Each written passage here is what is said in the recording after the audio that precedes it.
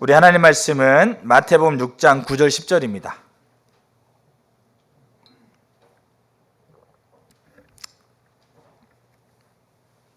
마태복음 6장 9절 10절.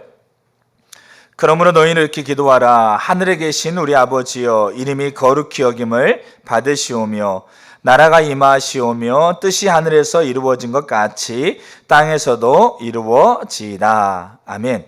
우리 예수님의 기도를 살펴가는데 좀 마무리를 제가 좀 감기 걸려가지고 목소리가 좀 그러니까 이해하시면 좋겠습니다.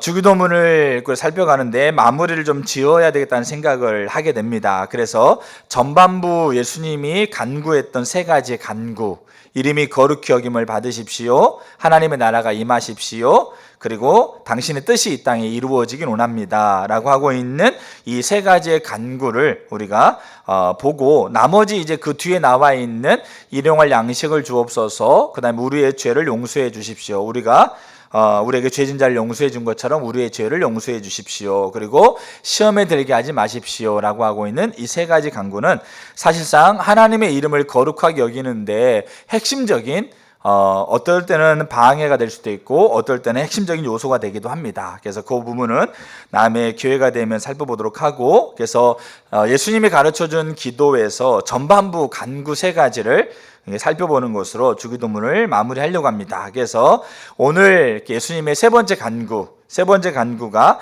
뜻이 하늘에서 이루어진 것처럼 땅에서도 이루어지기를 원합니다 라고 하고 있는 간구입니다. 예수님의 간구는 당신의 뜻이 이 땅에서 이루어지기를 원합니다 라고 하고 있는 간구이기도 합니다.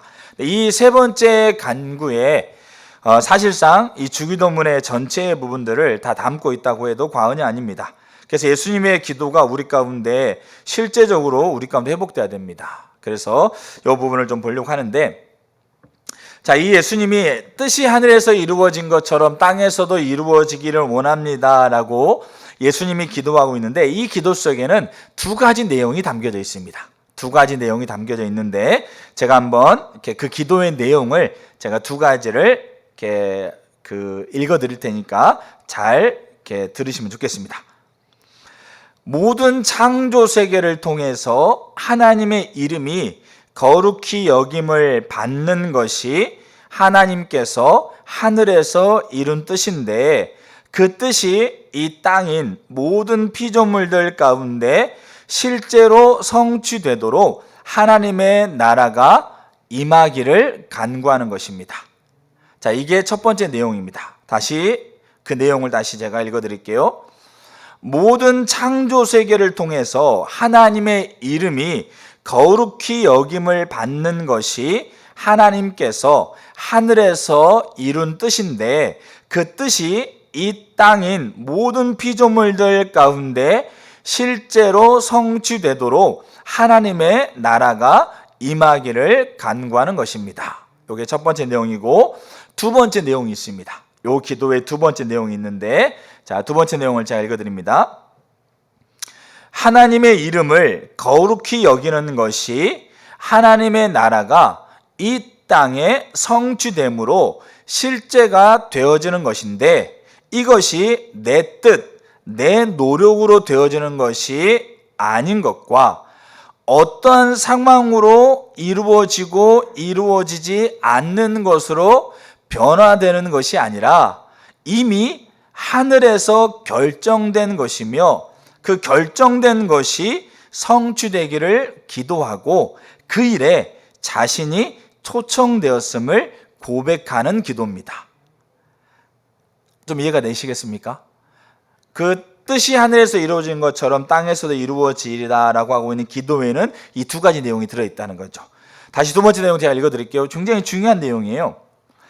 첫 번째로는 모든 피조물들이 하나님의 이름을 거룩하게 여기는 것이 하나님의 뜻이고, 그게 하나님의 나라가 임하는 걸 통해서 성취되기 때문에 하나님의 나라가 임하기를 간구하는 것이고, 두 번째는 이렇습니다. 하나님의 이름을 거룩히 여기는 것이 하나님의 나라가 이 땅에 성취됨으로 실제가 되어지는 거라고. 첫 번째, 알겠죠? 첫 번째 그 기도의 내용인데, 근데 이것이 내 뜻, 이것이 내 노력으로 이루어지는 것이 아닌 것과 그리고 어떤 상황에 의해서 이루어지는 것으로 변화되거나 이루어지지 않는 것으로 변화되는 것이 아니라 이미 그게 하늘에서 이미 결정된 것이고, 그래서 그 결정이 이 땅에 성취되기를 기도하면서 그 일에 자신이 초청되었음을 고백하는 내용이라는 거죠. 이 기도 속에. 자, 그래서 우리는 이 예수님이 뜻이 하늘에서 이루어진 것처럼 땅에서도 이루어지기를 원합니다라고 하고 있는 이 기도 속에 우리는 네 가지를 살펴볼 게 있습니다. 네 가지를 살피는데 첫 번째가 뭐냐면 하나님의 뜻이 무엇인지를 살펴야 돼요. 두 번째가 하나님의 뜻이 하나님의 나라에서 이미 성취되었다는 사실을 살펴야 돼요. 세 번째가 그 뜻이 어디를 향하고 있습니까? 그러니까 하늘에서 이루신 뜻이 어디를 향하고 있어요? 땅을 향하고 있다는 것을 살펴야 돼요. 그럼 네 번째가 그 하나님의 뜻이 땅에 성취되기 위해서 우리가 많이 들었죠. 표지판, 예고편, 전시백성, 많이 들었지 않습니까? 내가 거기에 초청되었다라고 하고 있는 것을 살펴야 돼요. 이 네 가지를 우리가 살펴야 됩니다. 이 하나하나가 우리 가운데 매우 중요한 의미를 가지고 있고, 이 하나하나가 우리 가운데 실제적으로 회복되는 것이 예수님께서 드리는 기도를 가 회복하고 있는 겁니다. 자, 그래서 이 네 가지를 이제 우리가 하나씩 볼 겁니다. 자, 첫 번째. 자, 뭘 살펴야 된다고요? 하나님의 뜻이 무엇인가를 알아야 돼요. 그러니까 하나님의 뜻이 뭔가를 살펴야 돼요. 그러니까 우리가 하나님의 뜻이 뭔가를 살피는 게 왜 중요하냐면 하나님의 뜻을 알아야 내가 어디에 있는지 나의 상태를 알 수가 있어요. 그러니까 하나님의 뜻, 하나님의 기준이라는 거죠. 그러니까 하나님의 뜻을 우리가 알아야 된다는 거죠. 그럼 하나님의 뜻을 알아야만 내가 지금 하나님의 뜻에 합당하게 있는지 하나님의 뜻에 합당하게 있지 않는지를 내가 뭐 할 수 있는 거예요? 내가 알 수 있는 거예요. 그러니까 우리가 뭔가 우리 삶을 판단할 수 있는 기준이 우리 가운데 올바르게 있어야만 그 기준 안에서 내 모습이 어디가 지금 위치하고 있는지를 내가 알 수 있게 되는 거예요. 또 하나는 뭐냐면 하나님의 뜻을 알아야만 내가 지금 이 자리에서 어디로 가야 될지를 알 수 있는 거예요. 우리가 교회가 하나님의 뜻을 알아야만 하나님의 뜻 안에서 지금 우리 교회의 상태가 어떤 상태인지를 알 수 있고 우리가 어디로 가야 되는지를 알 수가 있다라는 겁니다. 그렇기 때문에 예수님이 지금 기도하실 때 하늘에서 뭘가 이루어진 것처럼요? 하늘에서 뜻이 이루어진 것처럼 그러니까 이 뜻은 누구의 뜻이겠어요? 하나님의 뜻이겠죠. 하나님 당신의 뜻이 하늘에서 이루어진 것처럼 이 땅에서도 이루어지다. 이 땅에서 이루어지는 게 뭐가 이루어지기를 원하는 거죠? 하나님의 뜻이 이루어지기를 원합니다라고 기도하고 있다는 거죠. 그러면 우리가 예수님은 뭘 알았겠어요? 하나님의 뜻이 뭔지를 알았어요. 하나님의 뜻이 뭔가를 분명하게 정확하게 알아야지 그 뜻이 이루어지는 것이 이 땅에 이루어지기를 기도하는 거지 않습니까? 여러분 하나님 뜻이 뭔지를 아세요? 하나님의 뜻이 무엇인지를 여러분들이 아는가? 아니면 이렇게 제가 오전에 일부 때 설교를 나누는데 제 안에 이런 마음이 계속 드는 거죠. 어떤 생각이냐면 하나님의 뜻에 관심은 있는가?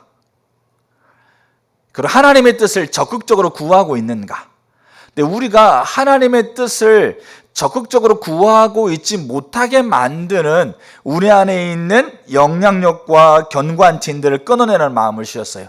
그러니까 일부에 제가 나누고 있는데 일부 때는 그래도 교사들이 있고 그래도 중식을 섬기려고 여러 가지 모양으로 섬기려고 하는 분들이 함께 나와서 예배를 드리는 건데 우리가 하나님의 뜻을 적극적으로 찾는 것은 둘째치고 하나님의 뜻에 대한 관심이 있는가에 대한 부분부터 우리가 우리 자신을 돌아보면 그게 많이 없는 거예요. 그러다 보니까 적극적으로 하나님의 뜻이 무언가를 우리가 이해하지도 못할 뿐더러 하나님의 뜻을 구하지 않아요. 근데 하나님의 뜻을 구하지 않는 것, 그 저변에 깔려있는 가장 핵심적인 그 영향력 중에 하나가 하나님께서 우리 가운데 주고 있는 은혜가 아니라 이 시대의 문화와 이 시대의 사조가 그 안에 들어있다는 거죠. 그 부분들을 제가 좀 이따 좀 나누려고 하는데 일단 먼저 하나님의 뜻이 뭐냐? 여러분 하나님의 뜻이 뭡니까? 라고 얘기하면 여러분들은 뭐라고 얘기해 주기를 원하십니까? 하나님 뜻이 뭡니까? 그럼 전도, 그러니까 우리가 하나님의 뜻 그래가지고 인터넷이나 유튜브에 쳐보게 되면 정말 거짓말 조금 더 못해, 거짓말하면 안 되는데 과장을 좀 하게 되면 수천 건이 넘어요. 하나님의 뜻에 대해서 다 각자가 얘기하고 각자가 정의 내리는 게 다르다는 얘기죠. 근데 그게 일간 다 맞아요. 근데 문제는 뭐냐면 우리가 하나님의 뜻이 뭔가에 대해서 우리가 알아야 된다고 그랬을 때 우리가 분명하게 이해해야 될 게 뭐냐면 예수님이 지금 기도하고 있는 마태복음 6장에 나와 있는 너희는 이렇게 기도하라고 하고 있는 이 기도문 안에 예수님이 그 뜻이 이루어지기를 원합니다라고 기도하고 있다고 한다면 요 문맥 안에서 하나님의 뜻이 뭔가를 찾아야 돼요. 요 성경, 예수님의 기도 안에서 하나님의 뜻, 그래서 예수님이 기도하고 있는 그 기도 안에서 하나님 그 뜻이 이루어지길 원합니다라고 기도하고 있기 때문에 요 문맥 안에서 하나님의 뜻이 뭔가를 찾아야 된다는 얘기죠. 그렇다고 한다면 요 예수님의 기도 안에서 우리가 찾을 수 있는 하나님의 뜻은 뭐냐면 하나님의 이름이 거룩히 여김받는 것이 하나님의 뜻입니다. 다시 말씀드리면 하나님의 이름이 거룩히 여김받는 것이 하나님의 뜻입니다. 자, 근데 우리가 이게 어떤 의미인가를 더 자세히 살펴볼 필요가 있어요. 왜냐하면 그 하나님의 뜻이라고 얘기하면 우리가 특별히 여러분 젊은 세대들, 청년들 가운데 하나님의 뜻 그러면 알레르기 반응을 일으킨다는 거죠. 왜냐하면 마치 하나님의 뜻이라고 한다고 한다면 우리가 가지고 있는 생각 중에 뭐냐면 그 하나님의 뜻은 마치 내가 가지고 있는 내가 원하는 것, 내가 하고 싶은 것을 뭐하도록 포기하고 아이고 그거는 안 돼. 그 다음에 하나님이 가지고 있는 하나님의 뜻에 그냥 자기 자신을 그렇게 다 그냥 바쳐야 되는 것처럼 그렇게 한다는 거죠. 그래서 하나님의 뜻 그러면 마치 그렇게 그런 생각을 가지고 있기 때문에 하나님의 뜻이라고 하게 되면 알레르기 반응을 일으킨다는 거죠. 자, 그러면서 어떻게 생각하냐면 제가 제 친구들을 만나서 얘기해 보게 되면 그런 얘기를 간혹 하는 거죠. 아니, 교회는 뭔 놈의 교회가 하라는 게 많고 하지 말라는 게 많냐? 내가 교회를 가라고 하고 예수를 믿으라고 하게 되면 야 내가 교회 하라고 하고 하지 말라는 게 너무 많아가지고 나 교회 안 갈란다. 그리고 내가 원하는 대로 내가 즐기고 내가 하고 싶은 거 다 하다가 언제? 예수님 죽을 때 그때 예수님 믿으면 천국 간다고 그러니까 죽을 때 내가 예수님 믿으려고 한다. 그런 얘기를 제가 곧잘 들어요. 그럼 거기에 하나님의 뜻을 하나님의 의중과 의도로 가고 있는 것에 그 기저에 깔려져 있는 생각이 뭐겠냐고요. 그 기저에 깔려있는 생각은 뭡니까? 그러니까 부모가 야 네가 이렇게 해라라고 했을 때 이 자녀가 그렇게 아유 엄마는 맨날 아빠는 나한테 이렇게 시키냐고 나는 지금 이거 하고 싶고 이거 하고 싶고 이거 하고 싶은데 왜 엄마는 맨날 이렇게 하라고 이렇게 하냐라고 얘기하면서 가지고 있는 기저 속에는 뭐가 있다는 거죠? 내가 하고 싶은 것, 내가 원하는 것, 내가 지금 해야 될 것을 다 못하게 하고 그저 그냥 엄마라든지 그저 아빠라든지 그저 뭡니까? 하나님이라고 하고 있는 분이 원하는 대로 내가 지금 가야 된다라는 것에 대한 생각을 가지고 있다라는 거죠. 그럼 그 생각을 어떻게 갖게 됐겠어요? 그 생각을 어떻게 갖게 되겠어요? 네가 생각하고 네가 원하고 네가 지금 하고 싶은 것이 그게 중요한 거야. 그게 너에게 가장 소중한 거고 네가 하고 싶은 거 네가 원하는 걸 하는 것이 너를 가치 있게 만드는 거라고 하고 있는 그 가치관과 교육이 지속적으로 그들 가운데 쌓이다 보니까 그러니까 마치 어떤 사람의 뜻, 어떤 사람의 의중이라고 얘기했을 때 그것을 우리 가운데 얘기하게 되어지면 그게 마치 내가 원하는 거, 내가 하고 싶은 거, 내가 하고 있는 것을 포기하고 하고 있는 걸 다 버려버리고 그대로 내가 원치 않는데 가야 되는 것 같은 그런 의미를 갖게 만들었다는 얘기죠. 근데 더 심각한 건 뭔지 아세요? 하나님은 예외가 없는 거예요. 하나님은 절대인 거예요. 절대. 아니 네 생각도 옳고 네 생각도 좋고 네 생각도 존중해야죠. 네가 생각하는 것도 그래 맞는 것 같아. 그리고 네 생각도 맞는 것 같고 너 생각하는 것도 옳은 것 같아라고 하면서 내가 생각하는 걸 존중해주고 내가 생각하는 걸 인정해줘야 되는데 하나님은 뭐랍니까? 하나님은 절대야. 그러면 그 하나님의 뜻을 내가 구한다 라고 했을 때 우리가 가지고 있는 기저 속에 우리가 가지고 있는 문화 속에 하나님의 뜻이라고 하게 되어지게 되면 제가 말씀드렸던 것처럼 내가 가지고 있는 나를 존중하지도 않고 나를 뭡니까? 가치 있게 여기지 않고 그냥 마치 독재자처럼 절대라고 하고 있는 말을 굉장히 지금은 뭐 하게 되는 겁니까? 싫어하는 거예요. 그럼 하나님은 뭐가 되는 겁니까? 극혐이 되는 극혐. 극혐이 뭔지 아세요? 극혐? 절대적인 혐오 대상이 된다는 얘기죠. 누가? 하나님이. 근데 거기다 대놓고 하나님의 뜻을 구하십시오.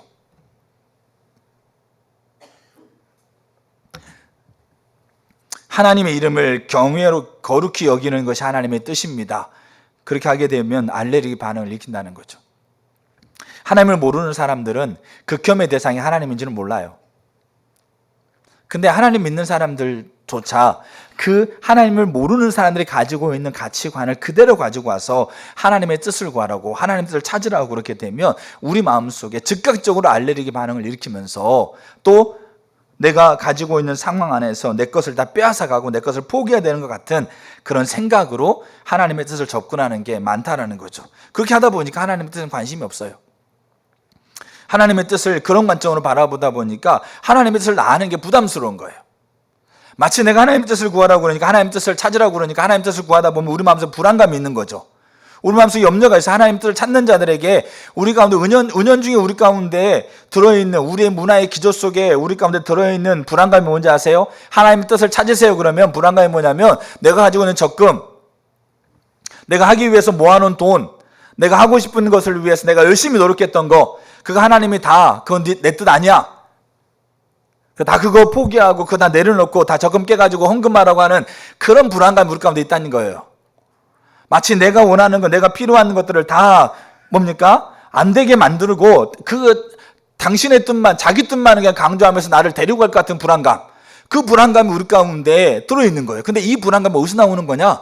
우리의 지금 이 시대가 가지고 있는, 이 문화가 가지고 있는 그 문화의 가치가 그대로 담겨져 있어서 그 불안감을 가지고 하나님의 뜻을 찾으라고 그러면 적극적으로 하나님의 뜻을 찾겠냐고요. 마치 하나님의 뜻을 찾기 위해서 적극적으로 노력하게 되어지게 되면 마치 내가 내 모든 것들을 다 내려낼 것처럼. 제가 저희 어머니가 여기 계시는데 제가 고등학교 2학년 때 신학을 결정해서 하나님 저를 목회자로 불렀다는 걸 결정했어요. 그러니까 제가 저희 어머니한테 신학을 가겠다고 결정하니까 저희 어머니가 반대했어요. 저는 그게 처음에는 이해가 안 됐어요. 저희 어머니 신앙생활 열심히 하셨거든요. 하나님을 경험하기도 하고 하나님을 사랑하고 그리고 정말 신실하게 하나님 앞에 서가시고 하는데 아들이 목회자 된다고 하면 굉장히 환영할 줄 알았어요. 근데 반대했어요. 그럼 하는 얘기가 뭐냐면 장로나 되지 왜 목사 하려고 하느냐고 그런 얘기를 또 꺼냈어요. 이게 무슨 말일까요? 장로는 어떤 생각을 가지고 있어요? 세상에서 사업도 잘하면서 좀 이렇게 부도 가지고 있고 명예도 가지고 있고 적당하게 교회에서도 신앙생활 하면서 교회에서도 인정받고 또 명예롭고 그런 건 하지. 그리고 목회자 가까이에 섬기다 보니까 목회자가 이렇게 어떤 삶을 살고 어려운 걸 알다 보니까 굳이 왜 그렇게 어려운 걸 하려고 하느냐. 그러니까 이런 얘기를 하는 걸 들으면 제가 처음에는 그게 이해가 안 됐어요, 사실은. 근데 문제는 잘 보세요. 그러니까 우리가 하나님의 뜻을 구하라고 했을 때 우리 마음속에는 그런 불안감이 있다고요. 그런 염려가 있다고요. 그러니까 적극적으로 하나님의 뜻을 찾으라고 그러면 이론적으로는 찾아요. 찾는 신용을 한다니까요. 그러면 내가 하나님의 뜻을 찾는 줄 알아. 근데 문제는 뭐냐면 진정으로 하나님의 뜻을 찾는 게 아니에요. 왜냐하면 하나님의 뜻이 뭔지는 모르니까 그래요. 예수님이 뜻이 하늘에서 이루어진 것처럼이라고 예수님이 기도하고 있는 이 문장에는 하나님의 뜻이 뭔가를 정확하게 알고 있었고요. 그 뜻이 이 하늘에서, 이 하늘이라고 하고 있는 것은 장소적인 개념을 얘기하고 있는 게 아니고 하나님이라는 분이 완전하게 통치하고 있는 상태를 얘기하고 있는 거죠. 그럼 그곳에서 하나님의 뜻이 완전하게 성취됐다는 것을 예수님은 알고 있었다는 거죠. 그래서 예수님은 그 하나님의 뜻이 뭔지를 알기 때문에 적극적으로 하나님의 뜻을 찾았어요. 정말 하나님의 뜻을 절박하게 찾았다는 거예요. 왜냐하면 그 뜻이 뭔지를 알기 때문에 그래요. 그래서 우리는 이 예수님의 기도에서 하나님의 뜻이 뭔지를 알아야 돼요. 하나님의 뜻이 뭐냐? 하나님의 뜻이 뭐냐라는 것을 우리는 전도하는 게 뜻이다, 봉사하는 게 뜻이다, 기도하는 게 뜻이다. 자, 이런 부분들이 우리 가운데 다 수없이 많은 얘기들이 있다라는 거죠. 근데 몇 가지 행동을 하고 안 하고가 하나님의 뜻의 여부를 얘기하고 있는 게 아니에요. 예수님이 지금 이 기도에서 뭐라고 얘기하냐면 하나님의 이름을 거룩히 여기는 것이 당신의 뜻입니다 라고 예수님은 이 기도에서 얘기하고 있다는 거죠. 그래서 하나님의 뜻이 뭡니까? 라고 했을 때 하나님의 뜻은 하나님의 이름을 거룩히 여기는 것이 하나님의 뜻입니다 라고 이 기도에서 우리는 하나님의 뜻을 찾아볼 수 있다는 거죠. 그러면 여기에서 이제 우리가 봐야 될 게 뭐냐면 하나님의 이름을 거룩히 여긴다라는 것이 어떤 의미를 가지고 있는가를 다시 한번 살펴볼 필요가 있어요. 그게 왜냐하면 그게 하나님의 뜻이니까. 자, 이거를 가장 잘 보여주는 게 창세기 12장과 신명기 19장 20장이에요. 우리가 이해할 필요가 있어요. 이거를 이해해야만 하나님의 뜻을 적극적으로, 정말 전적으로 그 뜻을 찾아요. 근데 그 뜻을 내 노력으로 내가 뜻을 세워가지고 하나님 앞에 청구해 놓고 하나님 이렇게 해주세요라고 하는 게 아니라 그 뜻이 이미 하늘에서 이루어졌다라는 것을 발견하는 그 순간 우리에게는 그 뜻이, 그 뜻을 완전하게 성취하셨고 그 뜻이 지금 어디를 향하고 있다는 거죠? 내가 살고 있는 지금 이곳을 향하고 있다는 것을 아는 순간 우리는 그 뜻을 더 적극적으로 찾게 돼 있다는 얘기예요. 자, 하나님의 뜻이 무언가를 알아야 돼요. 정말 중요한 부분이라고 생각합니다. 자, 그럼 우리 성경을 이제 보겠습니다. 하나님의 이름을 거룩히 여긴다라고 하고 있는 게 하나님의 뜻이라고 한다면 그 뜻이 어떤 의미를 가지고 있는가를 우리가 그동안 살폈는데 좀 간단하게 더 살피고 넘어가려고 합니다. 자, 창세기 12장 한번 보세요. 자, 아마 성경 한번 띄워주시고 창세기 12장 1절 2절입니다. 우리가 잘 아는 거죠. 여호와께서 아브라함에게 이르시되 너는 너의 본토, 같이 한번 읽어보자. 다시 한번 읽습니다. 같이 한번 읽어보겠습니다. 1절부터 시작. 여호와께서 아브라함에게 이르시되 너는 너의 본토 친척 아비집을 떠나 내가 내게 지시할 땅으로 가라.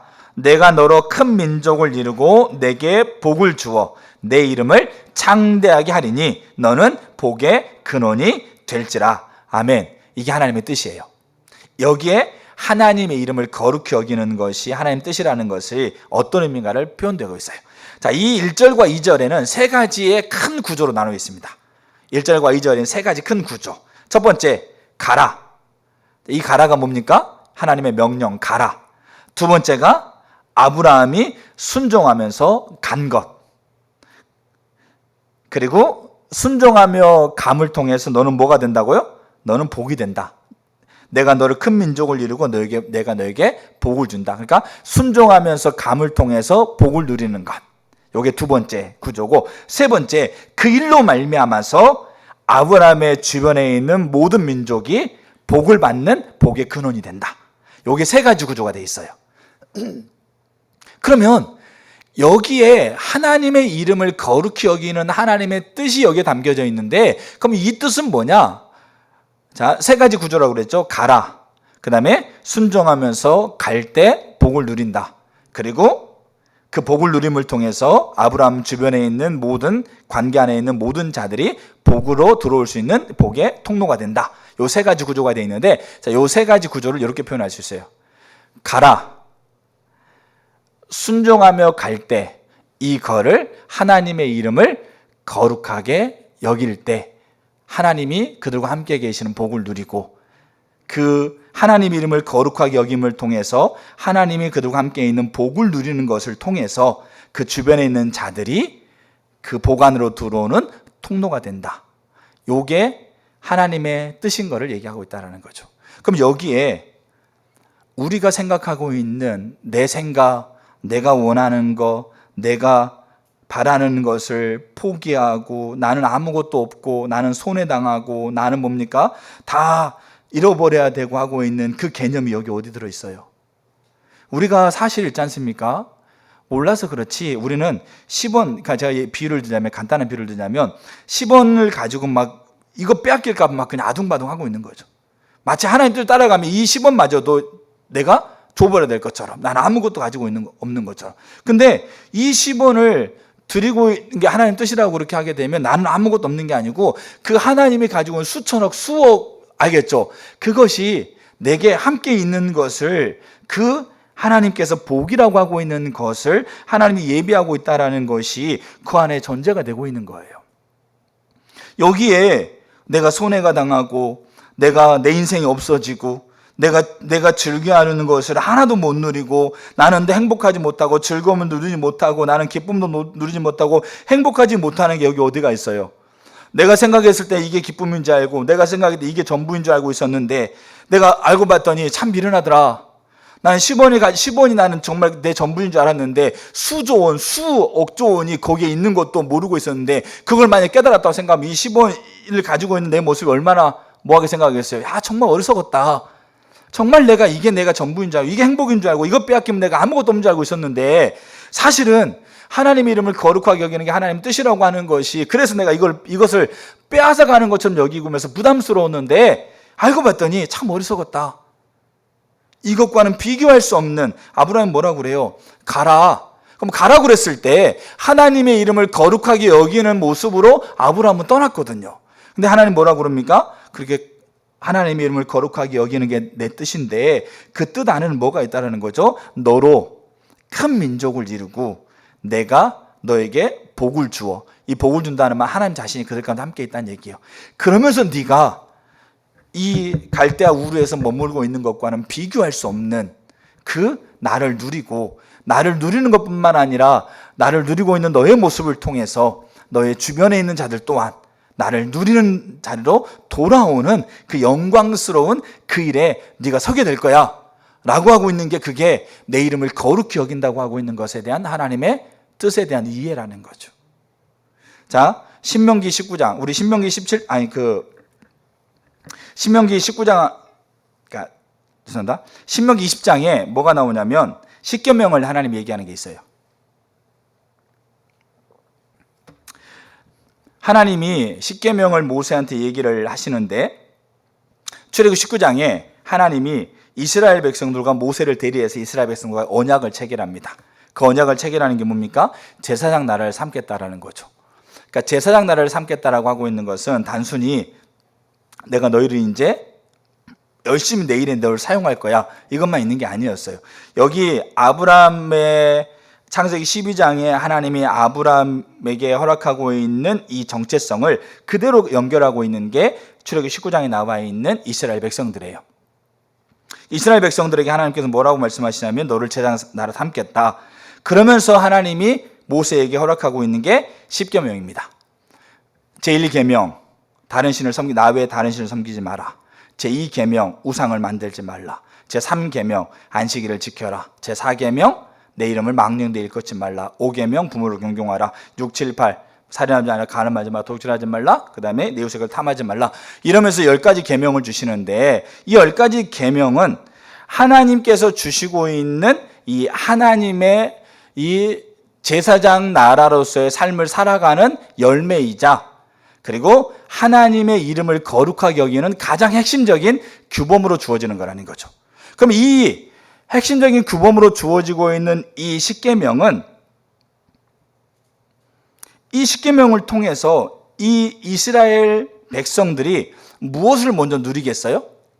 하나님이 그들을 가장 아름다운 소유로, 온 세계가 다 하나님 것인데 그 온 세계가 다 하나님 것 안에서 특별하게 소유된 자로 하나님이 택하셔서 하나님께서 그들과 함께 있는, 그 하나님이 함께 있는 복을 누리는 것이 그들에게 먼저 누려지는 거란 얘기예요.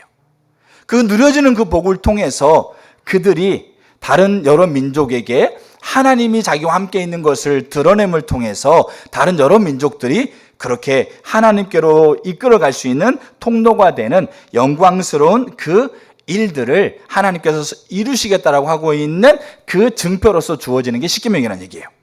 단순히 그 십계명을 지키면 축복이고 안 지키면 벌 받는다는 것을 얘기하고 있는 게 아니라는 얘기입니다. 그러니까 문제는 뭐냐면 이 십계명은 지금 하나님 뭐로 주어지는 거예요? 하나님의 이름을 거룩하게 여기는 가장 핵심적인 도구로 주어진 거란 얘기죠. 그럼 이 하나님의 이름을 거룩하게 여기는 것을 통해서 하나님이 그들에게 얘기하고자 하는 게 뭐라고요? 하나님 자신이 그들 가운데 함께 있는 복을 누리는 것이 그들에게 하나님께서 가지고 있는 뜻의 핵심적인 요소라는 거죠. 여러분, 십자가는 철저하게 하나님의 유익이 아니라 우리의 유익이에요. 철저하게 하나님의 유익이 아닌 우리의 유익이라는 얘기죠. 우리가 잘 알고 있는 분 중에 한 분이 누구냐면 이어령 교수가 있어요. 이분이 무신론자였었거든요. 근데 이분이 유명한 책이 하나 있어요. 지성에서 영성으로. 유명한 책이 하나 있는데 좀 이렇게 두껍고 읽기가 좀 어려운 책이에요. 근데 이분이 철저하게 무신론, 학자잖아요.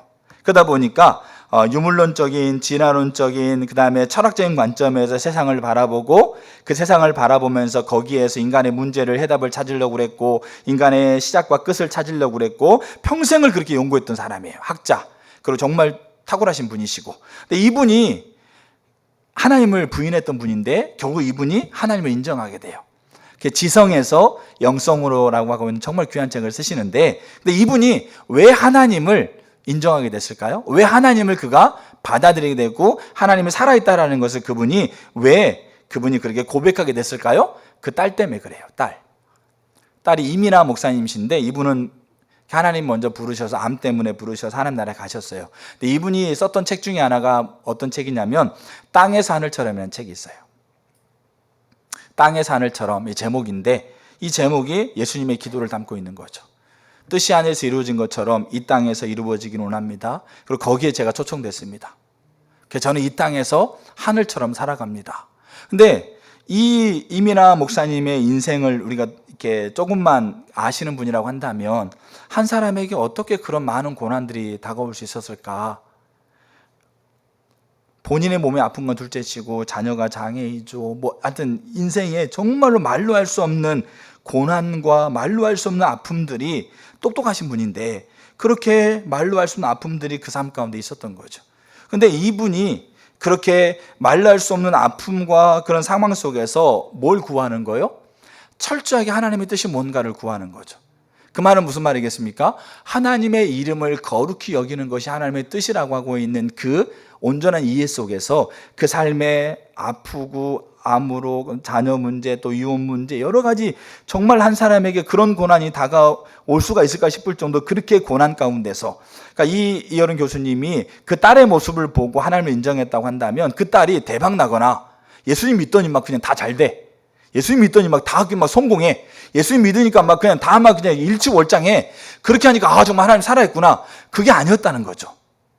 그 딸이 그렇게 어려움 당하고 고통 당하고 아픔 당하고 슬픔 당하고 있는 자리에서 하나님의 뜻이 뭔가를 적극적으로 찾고, 그 하나님의 뜻이 하나님의 이름을 거룩히 여기는 것으로, 하나님의 이름을 거룩히 여김을 삶을 통해서 그 하나님 자신이 그 이민아 목사님과 함께하고 있는 그 풍성한 것을 그 상황에서 누리더라고요. 그 상황에서 그분이 실제로 그것을 누리고 실제로 그것을 살아가면서 만족하고 행복한 거예요. 그러니까 그 모습이 이 아버지에게 철저하게 무신론자이면서 철학적인 사고와 이 시대의 사도를 가지고 인간의 문제를 바라보고 인간의 기원을 바라보고 이 시대를 바라보고 있는 그 철저하게 지성인으로서 가지고 있었던 그 모든 것들을 와르르 무너뜨리고, 정말 어떻게 보면 헬라인들의 편에서는 미련해 보이는, 헬라인들의 편에서는 참으로 어리석어 보이는 그 하나님이 살아있다는 것을 인정하면서 깊이 하나님을 묵상하면서 쓰고 있는 책이 지성에서 영성으로 해요. 우리가 하나님이 가지고 있는 하나님의 뜻이 우리 안에서 가지고 있는 그 기저 속에 우리 안에 들어있는 사단의 속임이 끊어져야 돼요. 저 여러분 가운데 그게 끊어져야 된다는 거죠. 하나님의 뜻이 마치 내 것을 마치 포기하게 만들고, 나는 어렵게만 만들고, 나는 뭐 힘들게만 만들고, 여러분 그게 하나님의 뜻이 아니에요. 예수님이 봤던 뜻은 그 뜻이 아니었다고요. 그 뜻 안에 아브라함과 이삭과 야곱, 모세를 통해서 하나님이, 아니요, 세상을 창조하면서 아담부터 하나님이 주고 싶어 했던 자기 자신이 하나님의 이름을 거룩하게 여기는 자를 통해서 하나님께서 그들과 함께 있음을 통해서 하나님을 누리는 그 풍만하고 풍성하고 세상이 줄 수 없는 그 가치와 만족을 누리는 것이 그 안에 들어있고, 그걸로 끝나는 게 아니고 그들을 통해서 그 사랑하는 자들, 형제 자매 부모, 알겠죠? 자녀들, 또 내가 사랑하고 소중하게 여기는 자들, 더 나아가 내 나라 민족과 열방까지 그들이 그렇게 동일하게 그거를 누리는 자리로 그들을 이끄는 통로가 되게 하고 있는 이 어마어마한 것이 이름이 거룩하게 여기는 그 하나님의 뜻 안에 들어있다는 것을, 하나님이 그 뜻을 가지고 있다는 것을 예수님이 본 거예요. 그래서 예수님은 그 뜻을 구한 겁니다. 그 뜻을 적극적으로 구한 거죠. 마태복음 5장 16절에 이와 같이 너희 빛을 사람 앞에 비추게 하여 저희로 너희의 착한 행실을 보고 하늘에 계신 너희 아버지께 영광을 돌리게 해라. 여기 우리의 착한 행실의 목적은 뭐냐면, 우리 행실을 보고 다른 사람들이 착한 행실을 갖게 하는 게 1차적인 목적이 아니고, 우리가 갖고 있는 착한 행실은 우리가 하나님의 이름을 거룩히 여기는, 여기 하나님 아버지께 영광을 돌리는, 그게 우리의 가장 주된 목적이에요. 그러면 우리 안에 하나님이 누려지게 되어지고, 그 누려지는 것을, 여기 착한 행실을 보는 그냥 우리의 선한 행실만을 보는 것이 아니고 그 선한 행실 가운데 그 사람에 담겨져 있는 가치와 그 다음에 정서와 그 다음에 하나님이 주고 있는 만족과 행복감을 본다라는 거죠. 그걸 통해서 다른 사람들이 하나님께로 돌아오고, 그리고 하나님의 이름을 거룩하게 여기는 것을 하게 하는 놀라운 일도 이루겠다라는 거죠. 그게 하나님의 뜻이에요. 그래서 우리 안에 있는 잘못된 사단이 심겨놓은 거짓된 사고를 끊으셨으면 좋겠어요. 그리고 하나님의 뜻을 분명히 아시고요, 적극적으로 하나님의 뜻을 구하세요. 그래서 하나님의 이름을 거룩히 여기는 것은 말로만 하는 게 아니에요. 우리는 입술로 다 하나님의 뜻을 소중하게 여기고 하나님의 뜻을 거룩하게 여긴다는 것을 우리는 말로 다 합니다. 교회 다니는 사람들, 특별히 예수님을 믿는 사람들이 하나님의 뜻을 구합니다라고 얘기하지 않는 사람이 누가 있겠어요? 근데 하나님의 뜻을 구하는 것, 하나님의 뜻 거룩하게 여기는 것은 언어만이 아니에요. 하나님과 인격적인 관계 안에서 하나님을 사랑하는 것, 하나님을 사랑하기 때문에 내 삶의 자리에서 하나님의 사랑을 나타내는, 이웃을 사랑하는 것, 그리고 하나님의 목적에 동참하는 것, 이런 것들이 그 가치와 그 중심에서 내 삶의 자리에서 선택해 가고 있는 것들이 하나님의 이름을 거룩히 여기는 거예요. 제가 제 아이가 이제 둘째하고 다퉜어요. 둘째하고 다퉈가지고 제가 이제 처음에는 이제 아이를 많이 혼내려고 그랬었어요. 근데 어떻게 할까, 그래도 좀 하나님이 원하는 거를 그때는 좀 이렇게 생각하게 되면서, 이제 제 아내는 무조건 이제 예배 드리자 막 이렇게 하고 있는데, 그 예배를 드려야 되죠. 근데 제 마음속에 어떤 마음이 있었냐면, 일단은 다 앉혀놓자. 그래가지고 3명을 앉혔어요. 앉히고 눈을 감아라. 처음에는 제가 이제 혼내려고 그랬었는데, 눈을 감아라. 그러면서 뭐라고 그러냐면, 각자 한 사람이 그러니까 은유한테 은채, 은혁이, 그 다음에 엄마, 아빠를 향해서 축복할 말 한 가지를 생각해라. 그렇게 다 눈 감고 생각해라. 이제 그렇게 얘기했죠. 그 다음에 또 다투면 2가지다. 그 다음에 다투면 3가지. 그러면서 수백 개까지 갈 수도 있을 수 있는데, 자, 생각해라. 그래가지고 삥 둘로 앉혀놓고 이제 한 5분 정도 눈 감고 생각하라고 그랬어요. 그래가지고 이제 눈 뜨고 난 다음에, 자, 그러면 은유 너부터 이제 돌아가면서 한 사람이 축복해라. 그래가지고 이제 은유가 이제 은채, 은혁이 엄마의 축복하고 저한테 뭐라고 축복했냐면, 하나님 아빠가 소리 안 지르게 해주세요. 그걸 축복한 거예요. 여러분, 제가 교회에서 소리 지르던가요? 네. 자, 이거 소리 안 질러요. 근데 어디서 지릅니까? 집에서 지르고 있는 거예요. 제가 애들 앞에서. 물론 맨날 지르는 건 아니죠. 그러니까 그게 무슨 말이냐면, 언어로는 하나님의 뜻을 구한다니까요. 하나님 뜻이 뭡니까? 하나님의 이름을 거룩하게 여기는 거, 저 목사지 않습니까? 그러니까 언어로는 구합니다. 그리고 일정한 공적인 자리에서는 그렇게 해요. 소리 제가 잘 안 질러요, 진짜로. 근데 그게 하나님의 뜻을 라고 하고 있는 것에 대한 더 깊고 더 분명한, 예수님이 가지고 있었던 더 분명하고 더 깊고 그런 것들을 내가 더 분명하게 알고 있다고 한다면, 저는 적극적으로 제 마음이 지금 부글부글 끓어가지고 이놈의 자식들 이렇게 하고 할 수 있는 그 화가 막 이렇게 올라오고 있는 그 상황에서 제가 뭐 했겠어요? 적극적으로 하나님의 뜻을 구했겠죠. 근데 저 또한 하나님의 뜻을 구한다고 하고 있는 그 것에 대한 더 분명하고 더 온전한 의미가 저에게 더 갖춰져야 된다는 얘기예요. 예수님이 구했던 것처럼, 예수님이 하나님의 뜻이 뭔가를 분명하게 알았던 것처럼. 그래서 예수님이 있지 않습니까? 십자가를 지는 그 자리에서 예수님은 뭐만 구했어요? 하나님의 뜻만을 구했다고요. 하나님의 이름을 거룩하게 여기는 것을 구했다는 거죠. 왜냐하면 그게 자기의 목숨을 내놓는 거면서 모든 게 다 포기될 것 같은 그런 것 때문에 구하는 게 아니고, 그 뜻이 어떤, 하나님의 이름을 거룩히 여긴다고 하고 있는 그 뜻이 어떤 의미를 가지고 있다는 것을 너무나 분명히 아셨기 때문에 그 십자가에 자기 자신을 내놓는 그 자리에서 유일하게 구했다는 한 가지가 하나님 뜻이었어요. 하나님 뜻이 뭡니까? 하나님 뜻대로 되기 원합니다. 왜냐하면 그 뜻이 자기에 유익한 거거든요.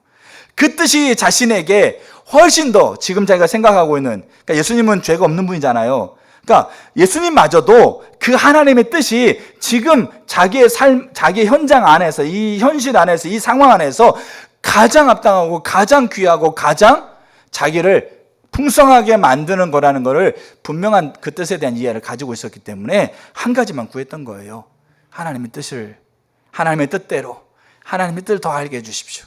그 뜻에 제가 더 굴복하게 해주십시오. 그 뜻에 제가 더 결단하게 해주십시오. 그 뜻에 제가 더 자기를 내리게 해주세요. 그래서 주석학자들이 예수님이 3번 기도하잖아요. 똑같은 기도를 3번 하는데 이 3번의 기도가 다 다르다 얘기하는 거였어요. 이 3번의 기도가 점점 하나님의 뜻을 더 분명하게, 더 온전하게 하나님의 뜻을 그가 알고 결단하는 것으로 점점 바뀌어간다고 얘기해요. 우리 문장은 다 똑같은 문장인데, 그러니까 우리가 하나님의 뜻을 구하는 것은 언어만 있는 게 아닙니다. 그러니까 우리의 기저 속에 하나님의 뜻에 대해서 관심 없게 만들고 하나님의 뜻을 알지 못하게 만들고 하나님의 뜻을 적극적으로 구하지 못하게 만드는 우리 안에 있는 이 사단이 우리에게 주고 있는 이 가치관들을 걷어내셔야 된다고요. 그러면 그 억울한 상황에서 내가 이 아이들이 그렇게 막 다투면서 막 그렇게 안 되고 있는 모습 안에서 즉각적으로 막 화를 내고 하는 그 모습이, 저의 모습이 있었던 부분이 있죠. 근데 그 안에서 하나님의 뜻이라고 하고 있는 것에 대한 분명한 이해를 더 가지고 있었다 한다면 그 안에서 절박하고 적극적으로 하나님 뜻을 찾겠죠. 하나님의 이름을 거룩하게 여기는 그것을 하나님 앞에 더 절박하게 찾고 구했겠죠. 그리고 그 뜻이 보이면 그 뜻이 나를 포기하고 내 것을 빼앗겨버리는 게 아니고 내 의견을 무시당하는 것도 아니고 내가 가지고 있는 가치, 내가 하고자 하는 것들을 완전하게 다 싸그리 그냥 다 없애버리는 것도 아니고 오히려 그것보다는 우리의 눈은 완벽하지 않고 연약하잖아요. 그러니까 그것보다는 더 멀리 보시고 한 지점에서 과거, 현재, 미래를 다 보고 계신 하나님이 가지고 있는 그 나도 알지 못하고 나도 이해할 수는 없지만 그 하나님의 풍성함으로 내게 함께하고 있다는 것을 우리가 그 뜻 안에서 우리가 이해하게 되면 그럼 뭐 하게 되겠어요? 하나님의 뜻이 무엇인가를 적극적으로 찾게 돼 있다는 거죠. 더 구하게 돼 있고 더 찾게 돼 있고. 자, 근데 첫 번째가 그래서 하나님의 뜻을 알아야 돼요. 하나님의 뜻은 몇 가지 일을 하고 안 하고 하나님 뜻의 전부가 아니에요. 하나님의 뜻은 이런 부분 안에서 하나님의 이름을 거룩히 여기는 건데 그 거룩히 여김을 통해서 하나님께서 하고자 하는 것이 하나님 뜻이에요. 자, 그래서 그 하나님 뜻을 알아야 돼요. 예수님이 그 뜻을 알았어요. 그러니까 예수님 뭐 했겠어요? 그 뜻을 적극적으로 구했죠. 내 뜻대로 하지 마십시오 뿐만 아니라 나는 내가 원하는 대로 내 뜻대로 하는 게 아니고 내 판단은 내 뜻이 아니야. 그럼 뭐 했겠어요? 그 상황에서 하나님의 뜻을 적극적으로 찾았겠죠. 그게 첫 번째요. 자, 두 번째. 그럼 두 번째가 뭘 살펴야 된다고요? 오늘 두 번째까지만 살피려고 합니다. 두 번째가 뭘 살펴야 된다고요? 하나님의 뜻이 하늘에서 완전하게 성취된 것을 살펴야 돼요. 여기 뜻이 하늘에서 이루어진 것 같이, 이게 과거형입니다. 알겠죠? 자, 그래서 이미 그 뜻은 성취되었어요. 그래서 예수님은 하나님의 뜻이 뭔가를 정확하게 이해했고 그 뜻이 미정도 아니고 됐으면 좋겠다는 바람도 아니고 그 뜻이 완벽하게 하늘에서 성취되었다는 것을 알고 있기 때문에 근데 그 뜻이 이제 어디를 향하고 있다고요? 지금 그 현재 그 상황을 향하고 있다는 것을 알기 때문에 하나님의 뜻을 적극적으로 구한 거예요. 그래서 이 네 가지가 전부 중요한 거예요. 자, 그러면 하늘에서 완전한 성취를 이룬 하나님의 뜻을 우리는 이렇게 좀 이해하면 좋을 것 같아요. 자, 하나님이 성경에서 자기 자신을 드러내는 것이 성경의 목적입니다. 알겠죠? 그러니까 성경은 특별한 계시인데 특별한 계시는 뭡니까? 이 성경을 통해서 하나님이 내가 자신이 누군가를 세상에 드러내시는 게 원래 온 창조 세계 안에 하나님은 자기 자신을 거기에 담아 놓으셨는데 우리가 타락해가지고 온 피조 세계 안에서 하나님을 보는 눈을 잃어버렸어요. 타락해가지고. 그러니까 하나님이 그 잃어버린 자들을 그대로 방치하는 게 아니고 로마서 2장에 보게 되면 그들이 뭡니까? 자기가 원하는 대로 가도록 내버려 두신 게 아니고 그들을 다시 돌이키기 위한, 다시 하나님을 아는 자를 돌이키기 위한 특별한 수단을 하나님께서 우리에게 허락해 주고 있는데 그게 성경이랍니다. 그러니까 성경은 모든 성경은 하나님의 감동으로 주어진 거예요. 저자가 하나님이라는 얘기예요. 자, 근데 이 성경 안에 하나님은 뭘 담아놨겠어요? 하나님 자신과 목적과 하나님의 길을 담아놨겠죠. 그래서 이 성경 안에서 하나님이 자기 자신을 드러내시는데 가장 먼저 자기 자신을 드러내고 있는 모습이 있어요. 그게 어떤 모습일까요?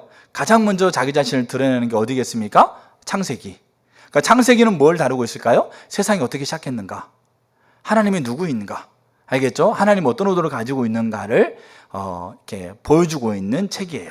그럼 이 창세기의 1장에 하나님이 세상을 창조하고 있는 장면이 나와요. 근데 이 하나님이 세상을 창조하고 있는 이 장면을 쓰고 나서 2장에 이 하나님의 세상을 창조했던 이 하나님의 창조를 하나님은 뭐라고 딱 한마디로 표현하고 있어요. 그게 뭐냐면 창세기 2장 2절 한번 보세요. 여러분 이게 진짜 중요합니다. 왜냐하면 그 뜻이 하늘에서 이루어졌다라는 것을 이해할 때 이게 정말 중요한 부분이에요. 그리고 그 뜻이 세상을 향하고 있다는 걸 이해할 때도 이게 너무 중요한 부분이에요. 자, 2장 2절 같이 한번 읽어보겠습니다. 시작. 하나님이 그가 하시던 뭐를? 일을 일곱째 날에 마치시니 그가 하시던 모든 일을 그치고 일곱째 날에 안식하시니라. 3절. 하나님이 그 일곱째 날을 복되게 하사 거룩하게 하셨으니 이는 하나님이 그 창조하시며 만드시던 모든 일을 마치시고 그날에 안식하셨음이니라. 자, 1장에는 하나님의 세상을 창조했던 창조자 하나님을 1장은 기록하고 있어요. 근데 이 1장의 하나님의 창조를 2장에서는 한 단어로 그것을 이렇게 표현해주고 있다는 거죠. 그 단어가 뭡니까? 그게 일이라고 하고 있는 단어예요. 그러면 하나님이 성경에서 가장 먼저 자기 자신을 드러내는데 자기 자신을 드러낼 때 하나님은 가장 먼저 어떤 자신을 드러내고 있는 거죠? 일하시는 하나님을 드러내고 있다는 얘기예요. 그래서 이 하나님께서 세상을 창조하고 있는 이 모든 이 창조의 모든 것을 성경은 하나님이 스스로 일로 표현하고 있다고요. 그리고 이 1장에 창조했던 것뿐만 아니라 이제 2장 이후에 계속 하나님은 그 창조를 계속 이어가고 있는 일을 하고 있는 모습으로 여러 차례 땅을 경작하기도 하고, 알겠죠? 이런 일들의 모습들, 사람의 몸을 만드는 것도 일이고 정원을 가꾸는 것들, 그 다음에 나무를 심는 것들, 그 다음에 가죽옷을 지어 만드는 것, 이런 모든 것들을 다 일로 표현하고 있다는 겁니다. 그래서 하나님이 자기 자신을 가장 먼저 드러내시는 자기 자신의 모습은 일하시는 하나님이었다. 자, 그럼 이제 두 번째, 지금 뭘 살펴보냐면 하나님의 뜻이 하늘에서 이루어졌는데 그 이루어지는 것이 완전하고 완벽하게 이루어졌다는 것을 우리가 살펴야 한다고요. 근데 그 살필 때 이런 부분들을 우리가 한 가지 이런 이해를 가지고 살피면 더 훨씬 더 이해하기 쉬운 걸 때문에 얘기하는 겁니다. 자, 그러면 이제 일하시는 하나님인데, 자, 우리가 잘 보세요. 우리가 어떤 일을 우리가 한다고 생각해 보세요. 그럼 그 일을 할 때 그냥 막연하게 합니까? 아니면 그 일을 하기 전에 어떤 사전 이 작업이 있습니까? 어떤 가게를 하나 낸다고 하면 그냥 가게 하나 해야지 막 해가지고 그냥 뭐 이렇게 내는 겁니까? 아니면 그 가게가 어떤 가게고 어떤 목적을 가지고 있고 어떤 뭡니까? 그 대상이 있는지에 대해서 연구할 뿐만 아니라 그 가게가 위치해야 될 곳에 대한 환경들을 다 조사하고 연구하고 하지 않겠어요? 그런 거죠. 그러니까 일이라고 하고 있는 것은 그 일 하나가 나오고 있는 것만을 얘기하고 있는 게 아니라 그 일 하나가 나오기 위해서 어떤 사전 작업이 되어졌는가에 대한 과정을 같이 갖고 있다는 얘기예요. 그러면 일을 하면 우리가 학교를 한다 할지라도 그 학교를 위해서 이제 우리가 그 학교를 하고 있는 것이라고 하고 있는 이것만 있는 게 아니라 이것을 위한 사전 작업이 있다는 거, 이 과정들을 그 안에 담고 있는 거죠. 그럼 이 사전 작업은 뭐겠어요? 결정하고 계획하고 조사하고 준비하고 있는 요 사전 작업들이 되어지겠죠. 요 사전 작업이 되어지고 요 사전 작업을 통해서 이제 실제적으로 움직이고 운행해 가고 있는 것이 일이라고 하고 있는 거라는 겁니다. 자, 그러면 이제 초점을 잘 보세요. 자, 일이라는 곳에 우리의 초점을 두지 말고 이 초점을 어디로 가지고 와 보시냐면 사전에 준비하고 있는 요 자리로 우리 초점을 가져와 보세요. 우리가 여러분들 다 아마 뭐 결혼도 그렇고 뭐 자녀 학원이라든지 사업도 그렇고 직장도 그렇고 뭐 학교도 그렇고 아마 다 여러분들이 일이라고 있는 걸 다 하셨을 거예요. 내가 선택하고 있는 모든 게 다 일이라는 개념을 본다고 한다면 뭐 결혼도 그렇고 학교를 결정하는 거, 직장을 결정하는 사업을 결정하는 거 다 일이라고 한다고 보세요. 그러면 내가 자, 이 초점을 이제 이쪽으로 옮겨와서 내가 하고 있는 일은 자, 일단 누가 계획하고 결정하고 조사하고 있는 거예요? 내가 계획하고 조사하고 결정하는 거지 않습니까? 그럼 내가 결정하고 조사하고 계획해가지고 했던 일이 다 내가 조사하고 계획하고 결정하는 대로 다 100% 완벽하게 됩니까? 안 됩니까? 내가 하면, 여러분 자신들이 하면, 여러분 자신들이 자, 조사하고 결정하고 계획했던 것을 이제 일이라는 걸 하게 되면 학교를 정하고 사업을 정하고 자, 그렇게 했을 때 다 100% 완벽하게 다 이루어집니까? 이루어지지 않습니까? 안 이루어지죠. 왜 그럴까요? 이 일이라고 하고 있는 것에 물론 여러 가지 상황이 있을 수 있겠지만 먼저는 초점을 여기로 옮긴다면 여기에서 계획하고 결정하고 준비하고 있는 내가 연약하기 때문에 그래요. 내가 유한하기 때문에 그래요.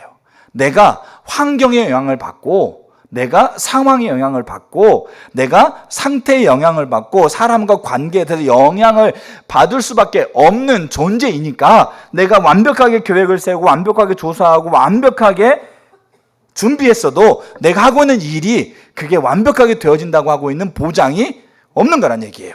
왜냐하면 준비하고 있는 이 상태 안에 있는 내가 그렇게 영향을 받고 앞에 있는 일들을 알지 못하는 존재이기 때문에 이 일이 될지 안 될지가 미확정인 거예요. 좀 이해가 되시죠? 자, 그럼 하나님은 지금 자기 자신을 뭘로 소개하고 있다고요? 일하시는 하나님을 소개하고 있는데 하나님이 일이 있어요. 근데 이 일에 우리가 초점을 여기에 두지 말고 자, 그러면 하나님의 일이 있다고 한다면 하나님의 일에 전에 사전 준비 작업이 있는데 그럼 이 준비 작업을 누가 하고 있겠어요? 내 일 말고 하나님의 일. 하나님의 일은 누가 하고 있겠어요? 하나님이 하고 있겠죠. 누가 하고 있다고요? 하나님이 하고 있다는 얘기예요. 그럼 하나님은 누구냐 이거예요. 하나님은 어떠한 존재의 영향을 받지 않는 스스로 존재하시는 자존하시는 분이에요. 하나님은 전지하신 분이에요. 하나님은 전능하신 분이에요. 하나님은 어디에나 계시는 분이에요. 하나님은 변화가 없는 분이에요. 하나님은 영원하신 분이에요. 우리가 믿건 안 믿건 인정하건 인정하지 않건 하나님은 이런 분이세요. 한 지점에서 과거, 현재, 미래를 같이 보고 있는 분이에요. 모든 걸 아시고 같이 보고 있을 뿐만 아니라 그 어떤 상황과 처지를 능히 해결할 수 있는 능력이세요. 변화가 없어요. 변화가 없다는 말은 뭐냐면 어떤 사람 오랜만에 만났는데 야, 너 참 변화됐다? 이 말은 뭐겠어요?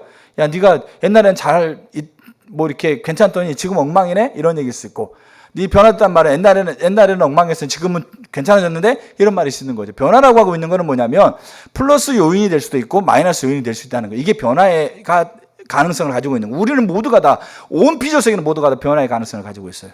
변할 수밖에 없고 왜냐하면 환경과 상황이 영향을 받을 수밖에 없으니까. 근데 하나님은 변화가 없어요. 변화가 없다는 말은 뭡니까? 더 나빠지도 않아요. 그리고 더 좋아지도 않아요. 그게 변화가 없는 거예요. 그게 하나님이시니까요. 근데 그 하나님이 일을 하신 거죠. 그 일은 그러면 완벽할까요? 완벽하지 않을까요? 우리가 믿더라면 이론적으로 알겠죠? 논리적으로 한번 생각해 보세요. 그 일을 준비하고 있는 이 존재가 어떠한 결점도 없고 어떠한 것들 못 이룰 수 있는 뭡니까? 모든 걸 다 이룰 수 있는 분이고 모든 걸 다 아는 거고 변함이 없는 분이라고 하고 있다고 하고 있는 이 존재가 결정하고 계획하고 준비하고 있는 그래서 실행하고 있는 일이 완벽할까요? 아니면 완벽하지 않을까요? 이론적으로 논리적으로 생각해 보세요. 그러면 완벽하다는 결론이 나와요. 그래서 예수님이 고백하고 있는 거예요. 하늘에서 이룬 뜻. 하늘에서 누가 이뤘겠어요? 하나님이 이루신 뜻인데 그 하나님은 누구다? 어떤 결점도 없고 어떤 것도 모르는 게 없고 어떤 것도 못할 게 없고 영원토록 변함이 없는 그 하나님이 결정하셨고 계획하셨고 준비하셨던 거기 때문에 그 뜻, 그 일은 완벽하게 거기에서 완벽하게 성취되었다라고 고백하고 있는 거예요. 우리가 창조만 하나 보더라도 하나님이 우리가 우리 형상, 창세기 1장 26절에 우리가 우리 형상을 따라 우리의 모양대로 우리가 사람 만들자 이렇게 돼 있어요.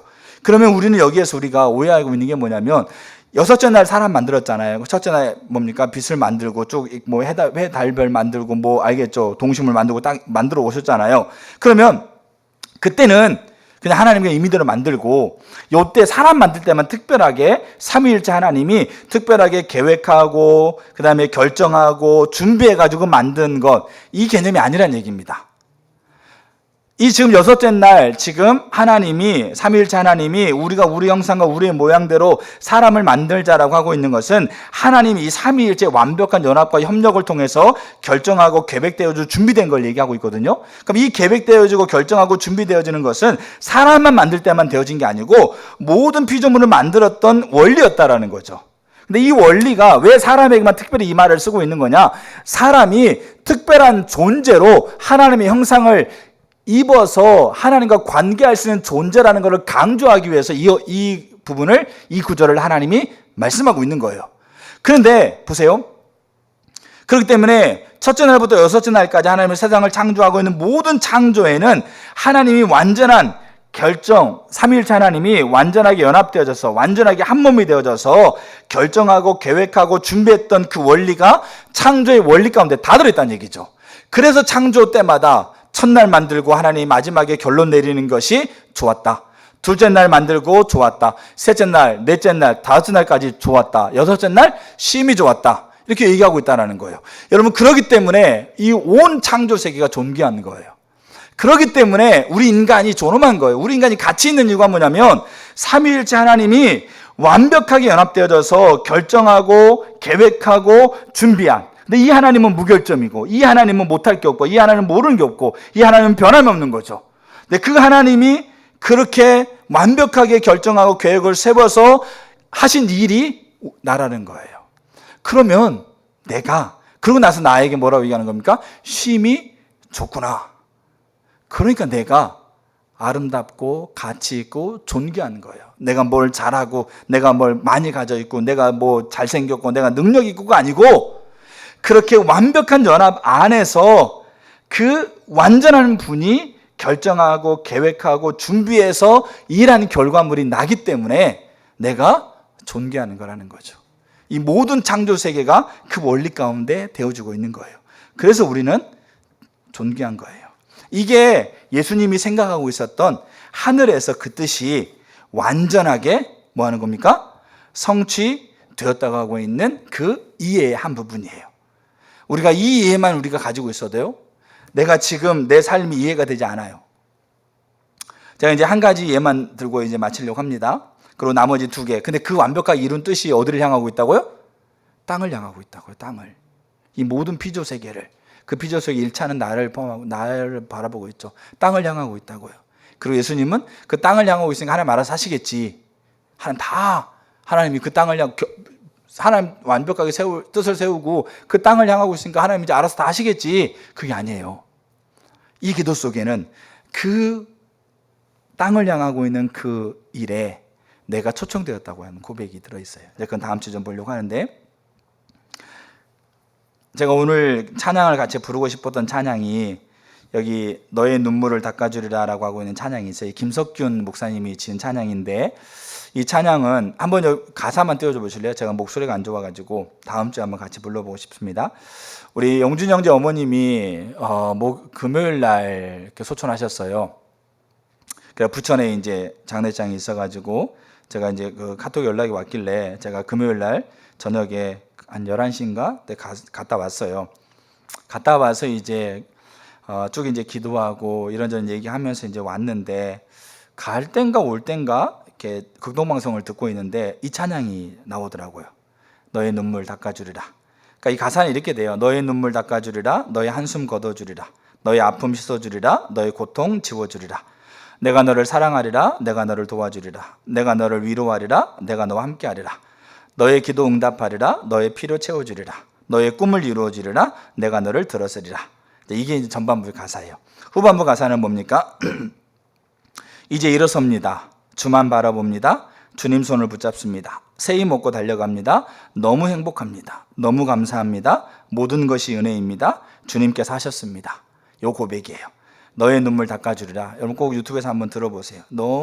제가 이 찬양을 들으면서 제 어떤 부분이 하나가 깨진 부분이 있어요. 근데 이 찬양을 이 김석균 목사님이 이렇게 작사 작곡했는데, 이분은 다윗과 연호단, 우리가 옛날 여러분들 아마 들은 분도 계실 거예요. 복음성가 가수였던데, 이분이 이 찬양을 짓게 된 배경이 있어요. 그게 이제 그 유튜브에 나와 있어요. 제가 그래서 그걸 이제 봤는데, 어떤 부분이냐면, 제가 어젯밤에 대로 형제한테 이런 얘기 해줘. 너 같으면 어떻게 하겠느냐 얘기를 해줬어요. 자, 이분이 광주에 이렇게 어떤 교회 집회 초청을 받았습니다. 이 교회는 10주년이 됐어요. 10주년 기념 이제 어떻게 보면 부흥회에 이 김석균 목사님이 초청을 하신 거죠. 근데 이 김석균 목사님이 이제 광주에 내려갔을 때, 내려가면서 이제 그분을 교회까지 픽업했던 분이 그 교회 중심축에 있었던 안수 집사님이세요. 근데 안수 집사님이 이제 이게 왔다 갔다 올 때도 픽업하고 갈 때도 픽업하셨는데, 왔다 갔다 픽업하면서 한 이야기를 들려준 게 있어요. 그게 뭐냐면 10년 전에 개척을 했습니다. 이 교회가 광주에 개척을 했는데 세 가정이 함께 참여를 했대요. 하나는 목사님 가정, 또 하나는 이 안수 집사님 가정, 그리고 또 하나는 안수 집사님 나이 또래에 있는 지금 이게 아마 10년 전에 작곡됐으니까 한 45세 지금 그 나이 때, 그러니까 10년 전에 그 가정, 이 세 가정이 개척을 했답니다. 광주에. 그래서 10년 동안 정말 열심히 헌신하고 열심히 섬기고 수고하면서 교회가 참 하나님 은혜 가운데 부흥을 했어요. 그래가지고 참 하나님 놀라운 은혜도 있었고, 10주년이 이제 돼서 이제 부흥회 하는 건데, 근데 이 10주년이 되기 그러니까 한두 달 전에, 하여튼 시간은 모르겠는데, 그 세 가정이 있는데, 목사님 가정, 이 안수 집사님 가정, 이 한 가정인데, 이 한 가정의 집사님에게 폐암 말기 판정을 받게 됐어요. 갑작스럽게. 그래가지고 6개월 시한부, 그러니까 최대 6개월. 그리고 그 전에도 언제든지, 그러니까 전혀 증상이 없었다가 어느 날 갑자기 폐암 말기 판정을 받고 6개월 시한부 받는 거죠.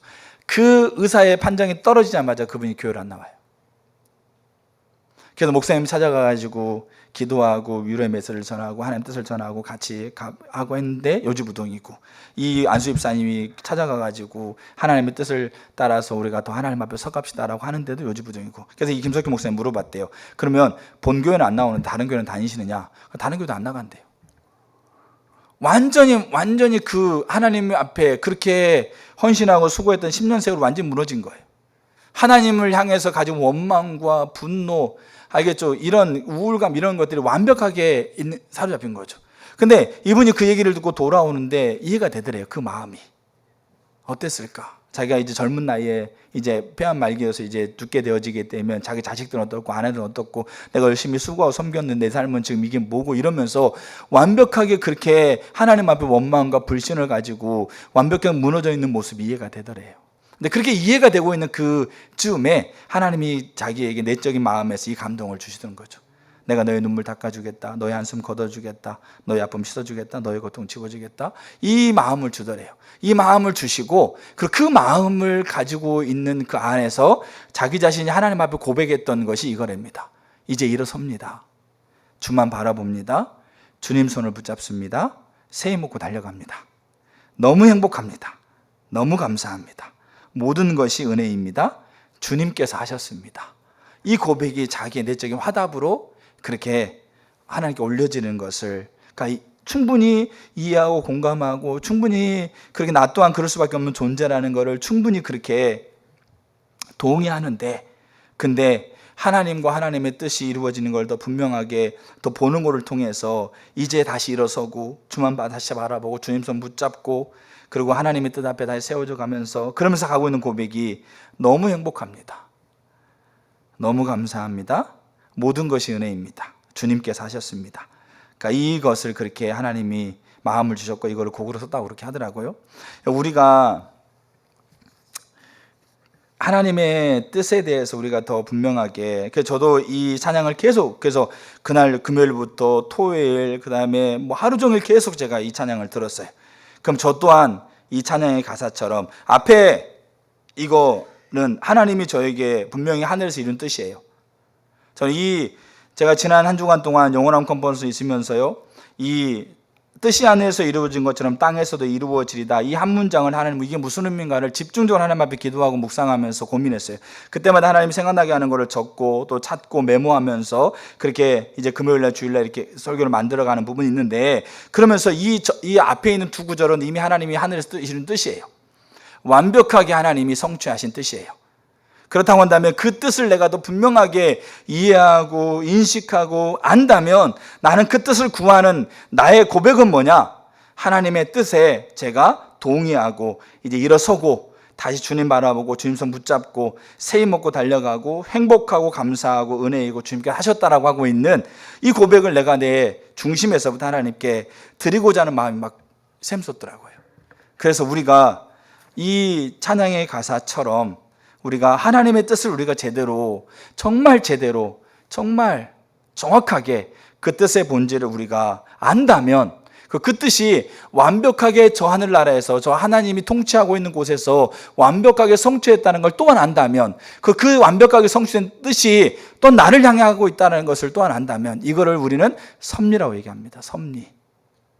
그걸 안다면, 그리고 거기에 내가 초청되어지고 있다는 걸 또한 안다면 예수님이 드리고 있는 이 기도가 어떤 기도일지 여러분 조금 감이 잡히실 거예요.